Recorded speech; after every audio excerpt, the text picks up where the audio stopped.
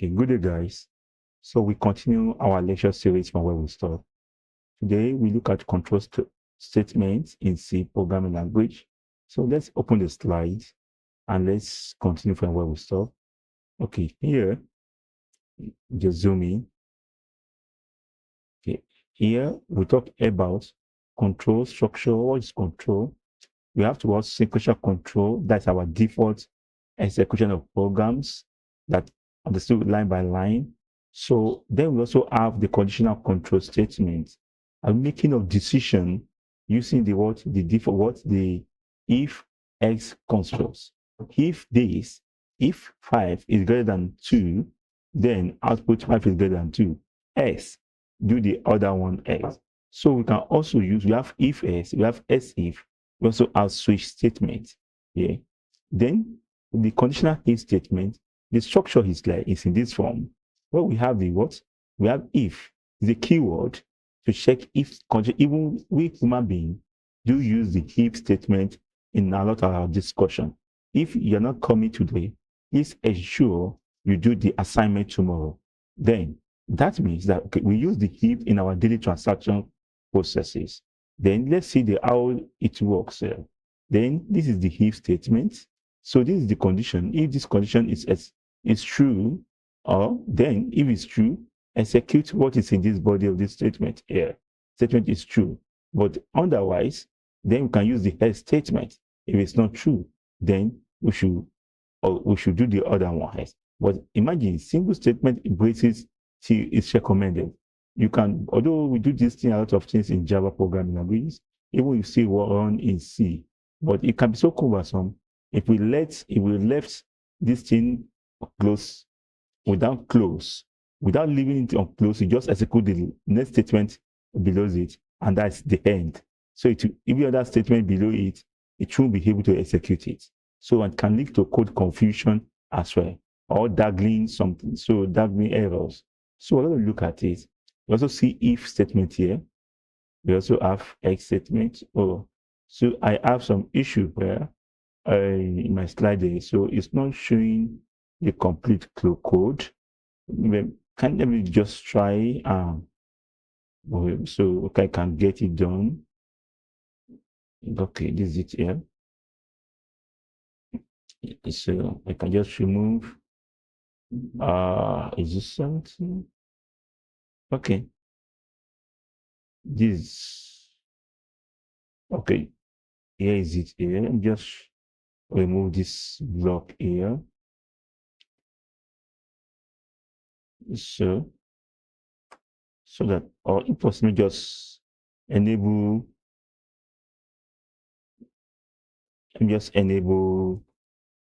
allow.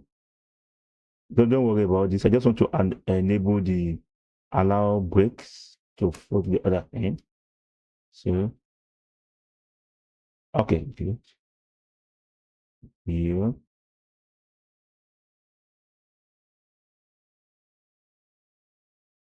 Should able to break. I'm looking for the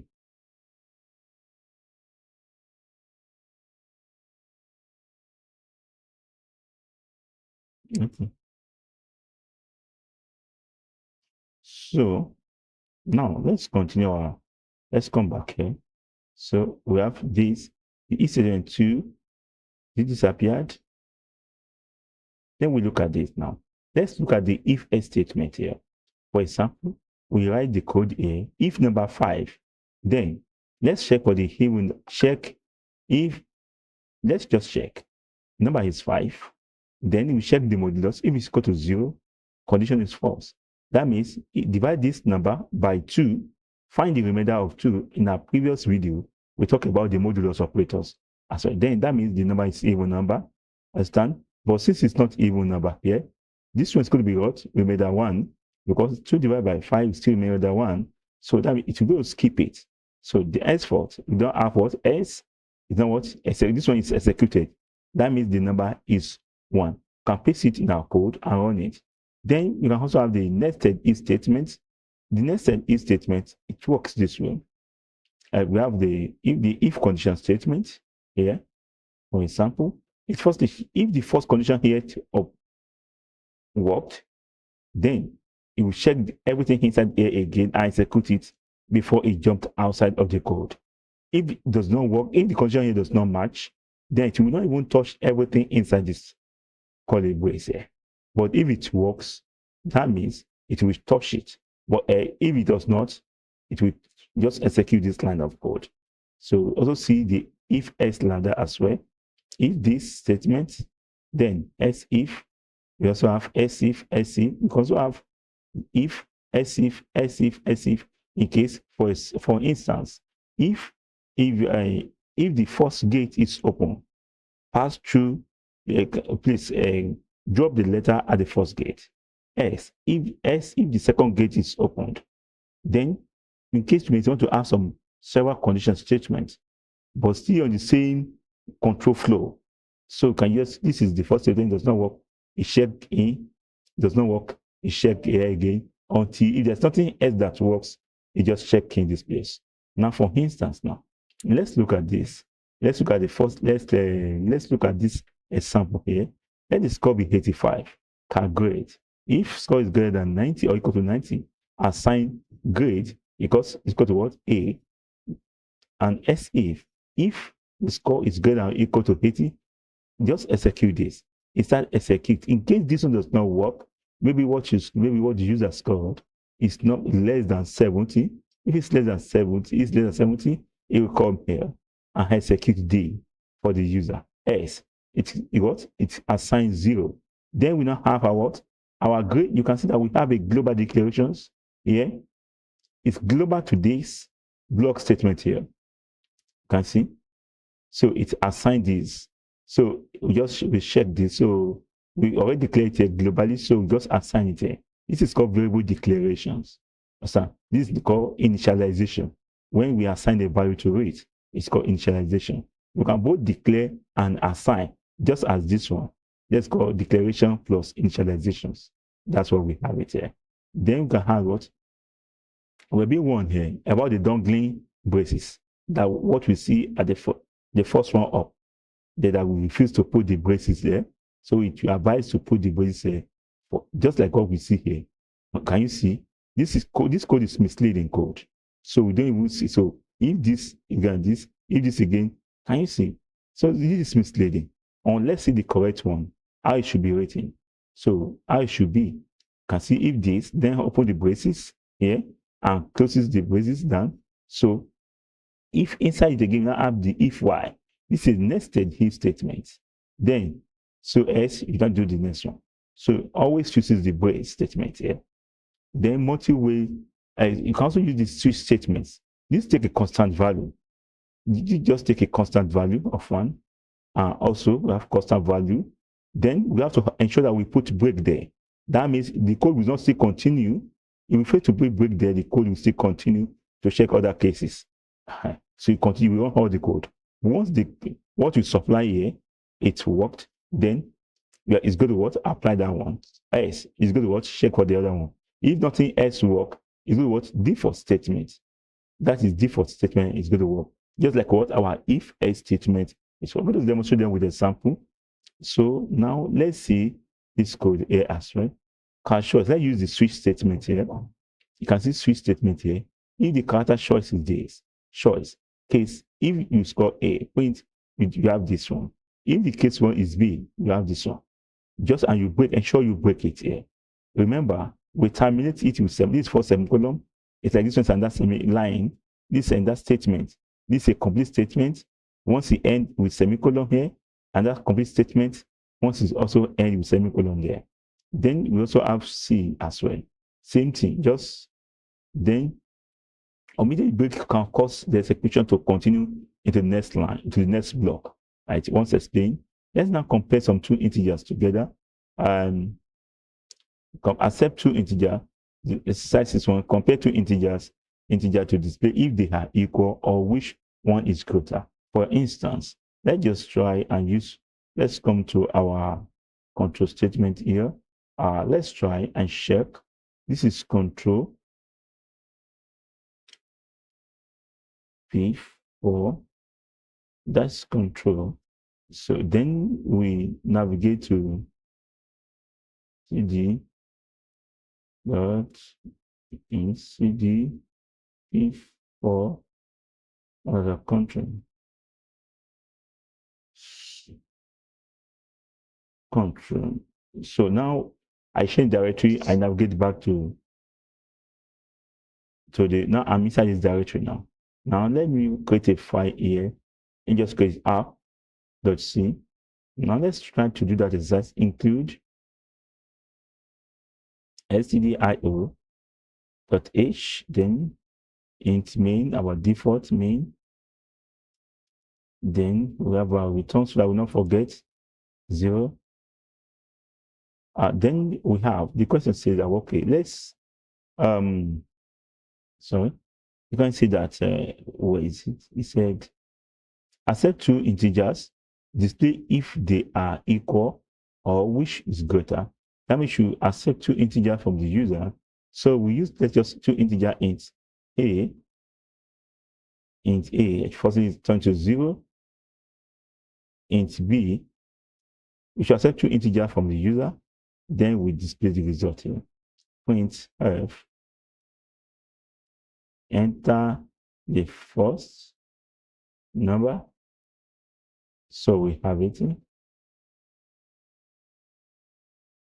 that you use scanf to receive integer value, and the percent you use makes the placeholder for integer. So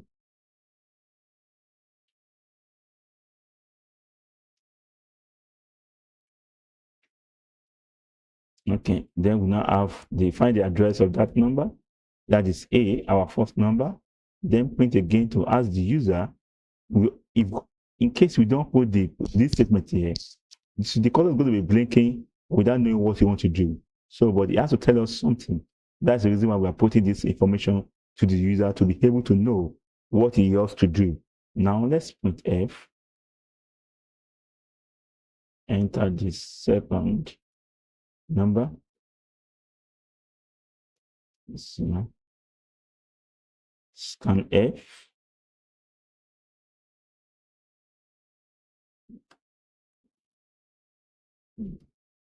so then we get the address of the second one, which is b.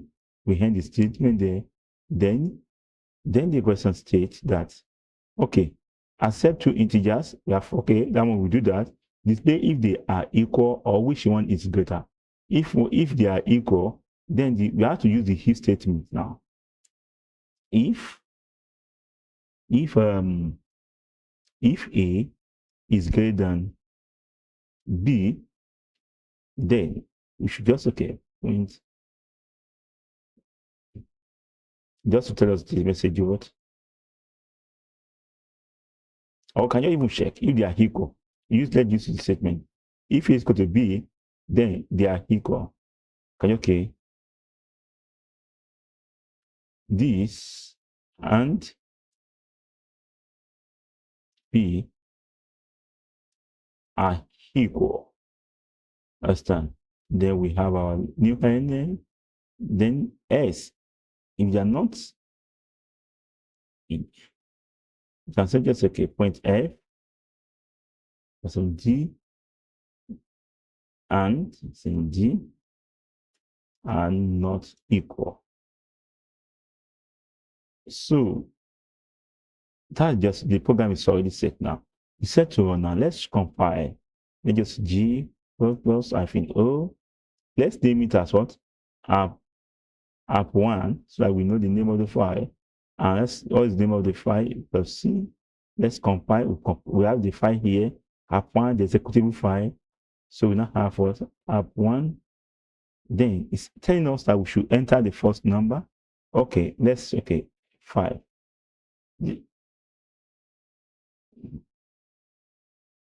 Okay, the new number, okay, 9. It said we have an issue here. I'm coming. So let's recompile.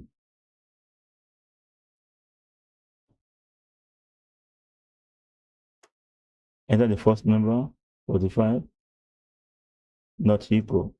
What is going on? Oh, sorry, percent %d. I have to use percent %d here.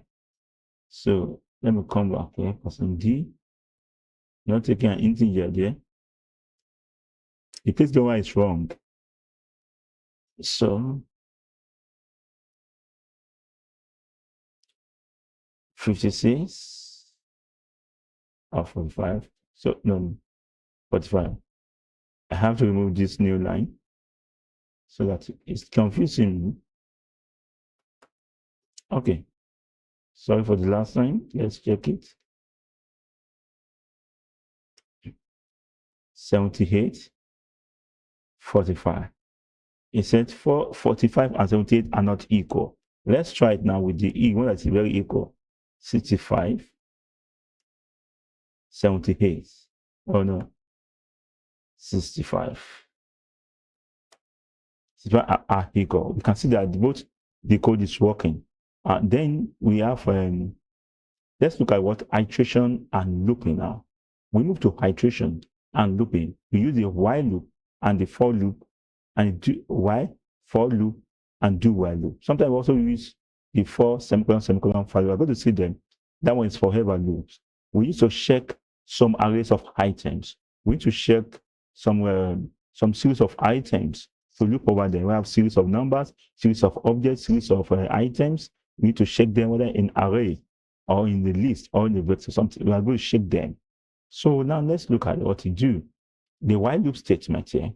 The while loop here is being used. Sometimes we don't know the ending of those items. Maybe it's a list of items. We don't know the ending points. We use this kind of loop to iterate over continuously as well. We use it to do that. Condition check before each iteration. Execute loop or body repeatedly as long as the condition is true.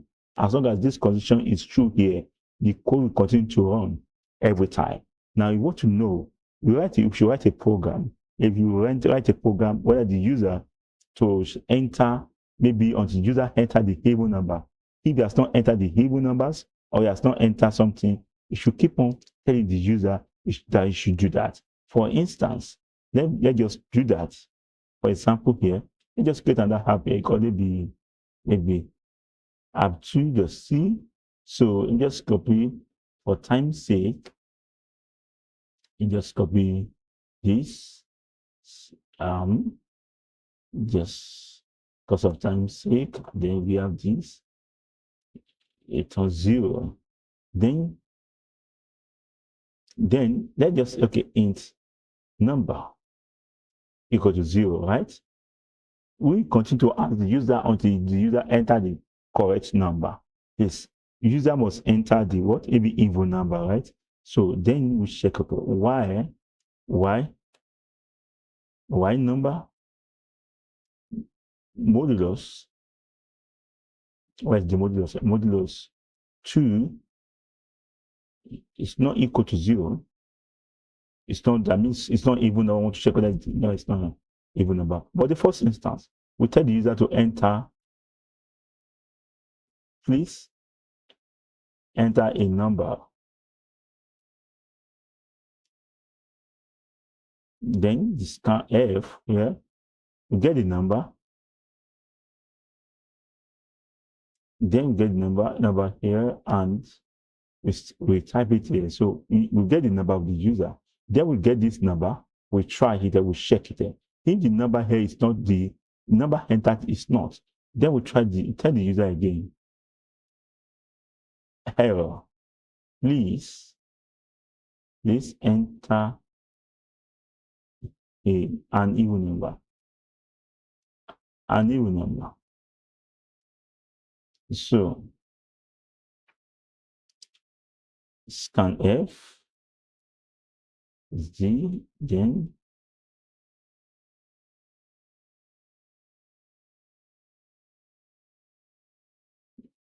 we get the address of that number. We get the pointer. We know more about addressing a pointer.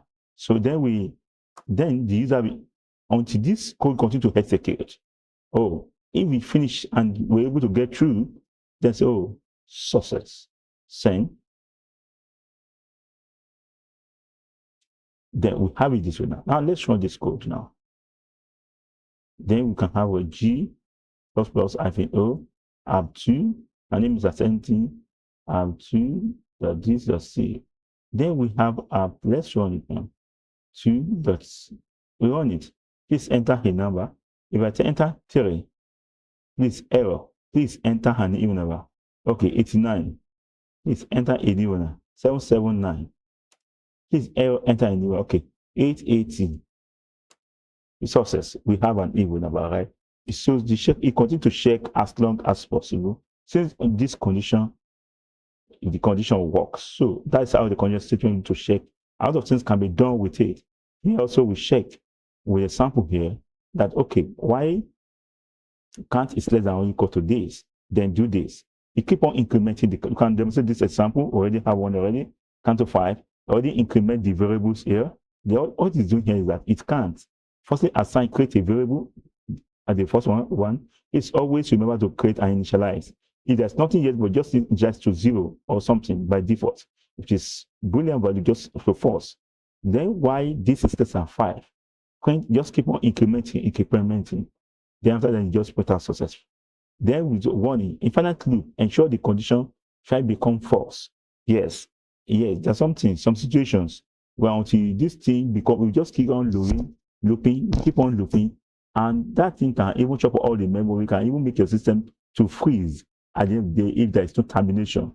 If the condition is not executed, sometimes you use break here, or if something, then to break it to inside it. Depending on the problem you are solving. Then you can also use the for loop statement here.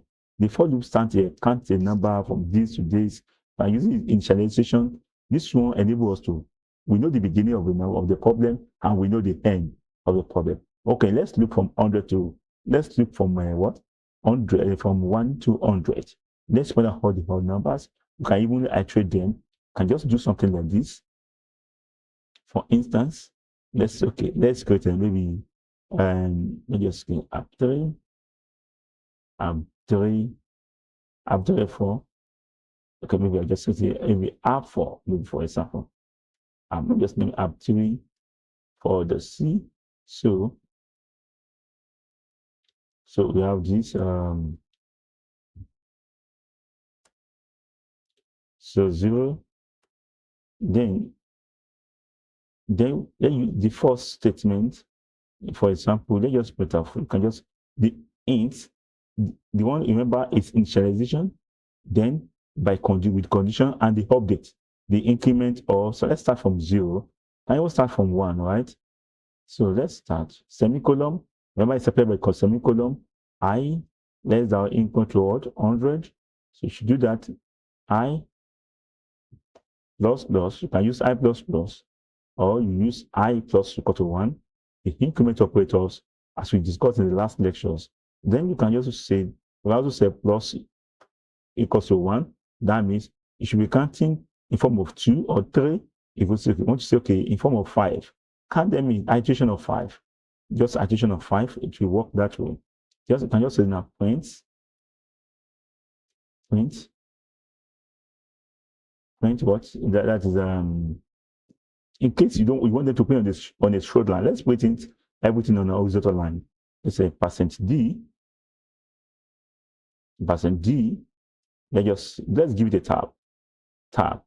Let's give it use tab. So to do that, then we now print our number I here. Then let's just print a new line so that the statement here will not join with the text. Just okay. Now let's run it now. We have the code there. What is the code doing? It's printing from 1 to 100 in step of 5. The step of 5 is going to print them out for us. Now let me compile this program. G++ -O. Then let's just name it as app 3. Then just name it as app 3 and app 3 4. Then compile this code. App 3. Then I enter. And you see, it's printed for me 1 because of 5, then 6. But if you change it to 0, just start from 0. I will get it done. Understand? I see 5, 10, 15, 20. I see until you get to 100. So then you can do that. As many things. Also print in reverse form. In case you want it to come in reverse form, you can do that. maybe in reverse form, you can just copy this. Copy this again. Let's just print also in reverse form using the decrement operators. So just put a minus. So go decrease in -5 down. So our this one is what? 100. So we have then I will be less than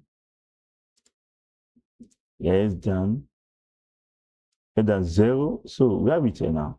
Let's compile. Let's clear first. Let's compile.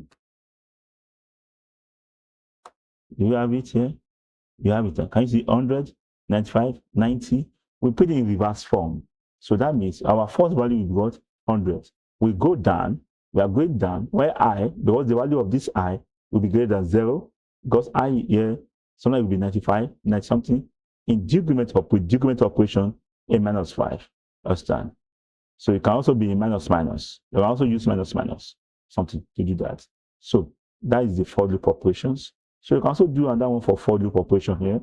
So instead of using while, you can also do something like this. That means you want to use forever loop. So, but be careful when you're using these kind of things. You can chop up your memory. Understand? You can just print, okay, let's use carry return. For example, you can just open print number, and then you can just, okay, number, maybe count, plus. It's going to count with carry return on same line. Going to be what? To count. There's no count here initialized before.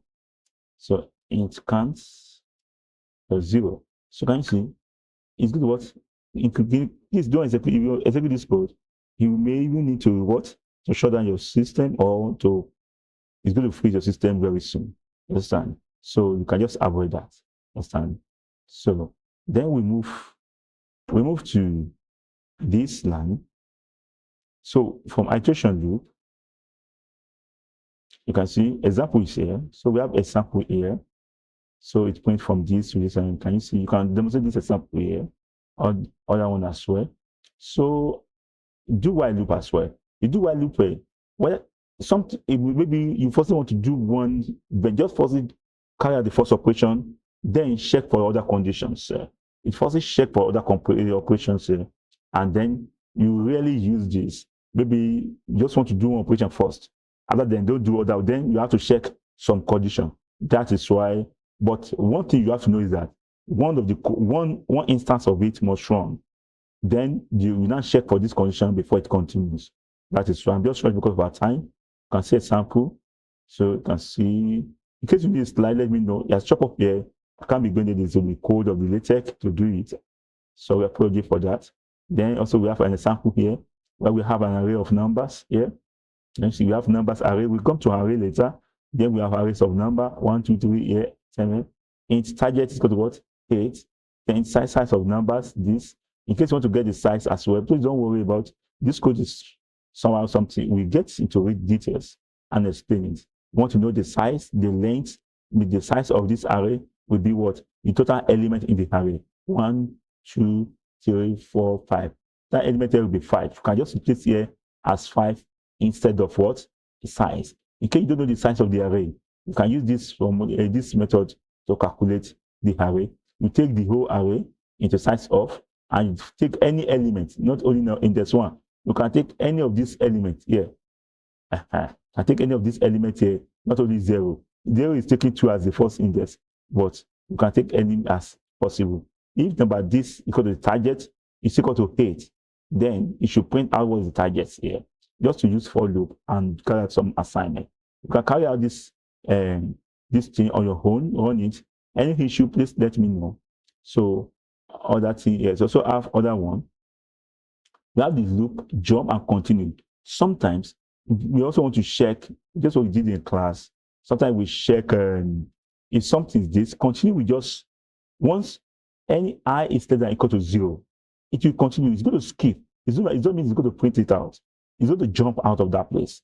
If I is less than or equal to 0, it's going to jump out of the loop and execute the next process. We're going to see them in some example, so the video will be too long. Thank you very much, guys. So I hope you learned some things. So please share the video, subscribe, like. Bye bye.